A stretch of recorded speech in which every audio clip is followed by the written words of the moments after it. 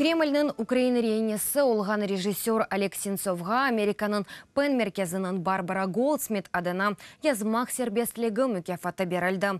Халық депутаты Мустафа Анаем айтқаны кебі Украинлені фикир сербестлігінің ве инсафлы ноқтайы назарының бозылуына қаршы чыққаны үшін тақдирледілер. Олег Сенцовның адындан Пен мүкафатыны режиссерның эки доғмыш қардашы Наталья Каплан әлде әтті. Сенцов шымды Русияда Якутскінің бірінші колониясында жазасыны көре. Режиссерны Қырымда 2014 сенесі тұтқан еділер. Оны веда бір фали Кольченканы Қырымның Русия жемиеті ве Единая Россия офислерінде яңғын чықаруыны азырланғанларында қабатлаған еділер. Бұның еле Санки Ленин абедесіне зарар кетірмеге истеген екенлер. Русия мәхкемесі Қырымлыны 20 елік апис жазасына мәкүм етті. Сенцов мәхкемені сияси деп сая ве қабатыны танымай.